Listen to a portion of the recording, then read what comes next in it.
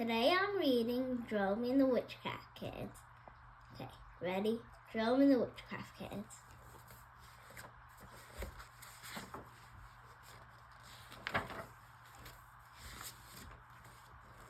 On Halloween, Jerome was making posters.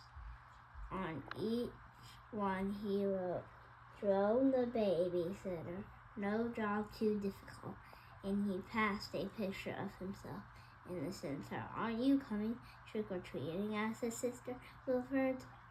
She was trying on costumes with her best friend Lulu. No, I'm too busy, said Joe.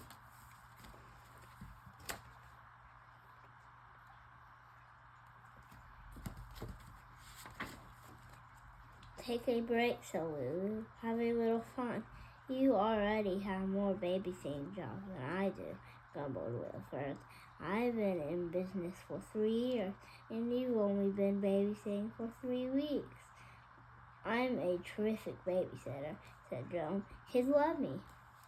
Don't let it go to your head, said Lulu. Someday you might get a job that is too difficult. I doubt it, said Jerome. What an interesting idea, Wilfred said to herself.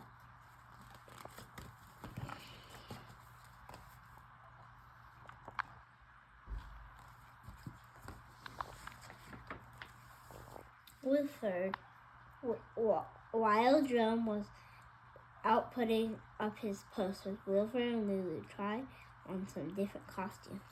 When Jerome came back, Wilfred and Lulu were gone.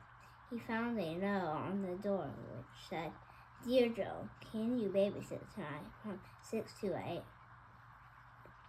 If you can, come to the old yellow house at the edge of the swamp. This spurly Miss Witchcraft. How strange, I thought. Was that house was empty, said Jerome. Someone must have moved in.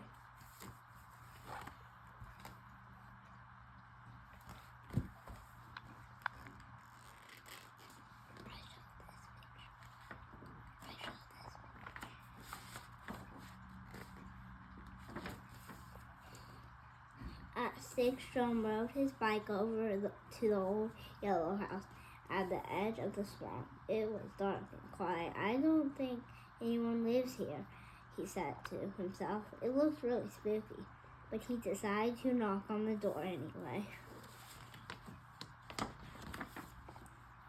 The door opened.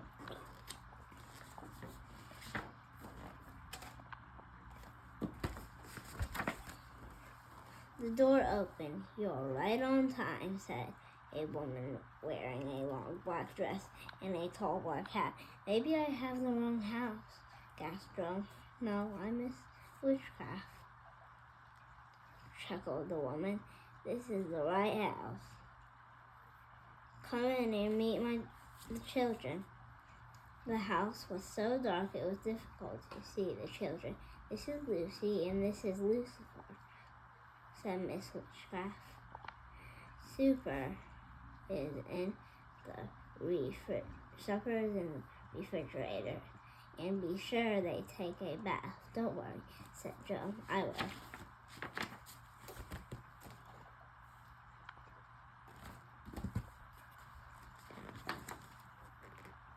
Mrs. Witchcraft hurried out the front door. As soon as she left, the upstairs floorboards cracked, and there was a low groaning sound. What's that? asked Joe. The ghost, said Lucy. The ghost, Joan whispered. Are you afraid of ghosts? asked Lucifer. Of course not, said Joan, but he was.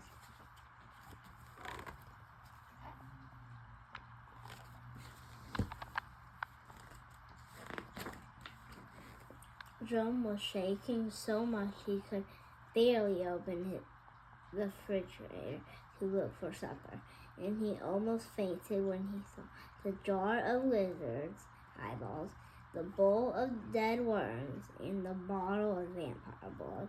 Yum, said Lucy and Lucifer. We want eyeball sandwiches. Don't you have any peanut butter? Jerome Jerome held his breath and tried to close his eyes when he made the sandwiches. Lucy and Lucifer helped. I like vampire blood on my eyeballs, said Lucy. Me too, giggled Lucifer.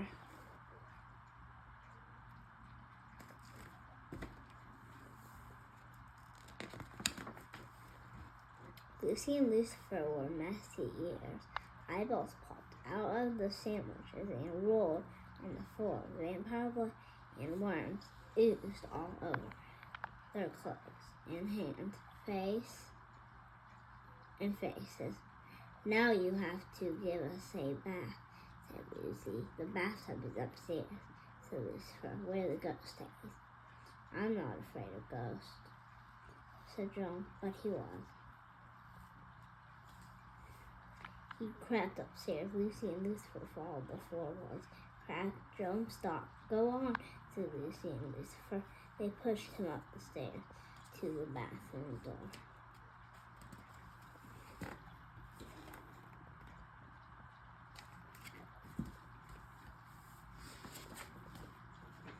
But someone was already in the bathtub.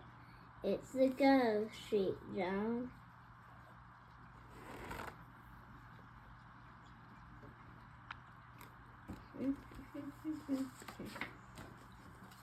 It's going to get us, cried Lucifer. They all raced down the stairs. Hide in the basement, shouted Lucy. She hurled open the basement door.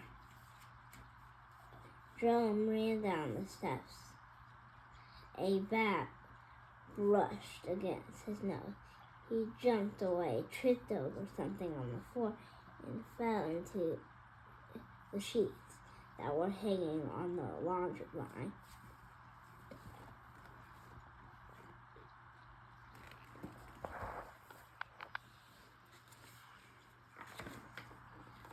The line collapsed and Jerome landed right on the lap of a skeleton. No, he shouted. Lucifer, where are you? There was no answer. Jerome scrambled back up the steps. The basement door was locked. He heard voices, so he peeked through the crack in the door. It's Wilford and Lulu, gasped Jerome, and Lulu's little sisters. I've been tricked.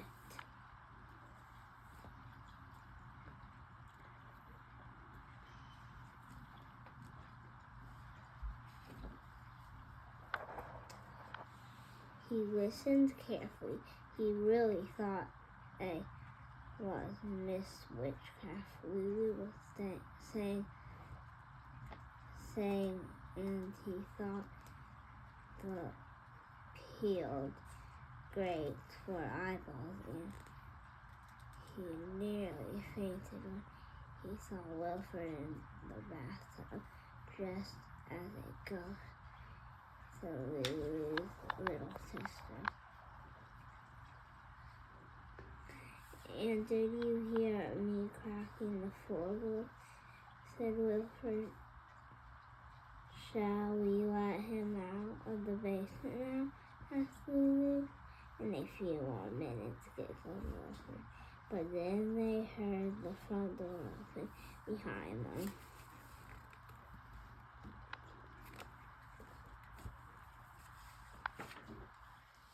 A ghost, whispered Wilford. They were all so scared they couldn't move. The ghost raised its arms and floated toward them. Guess who? It screeched.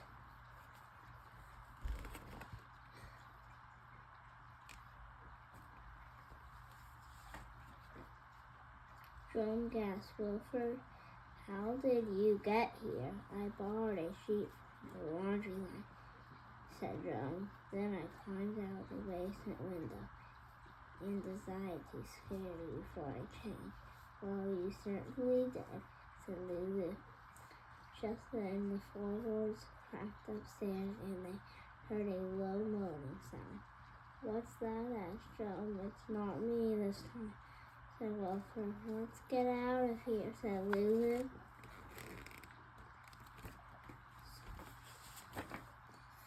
And they did. Thank you for listening to this book. Bye.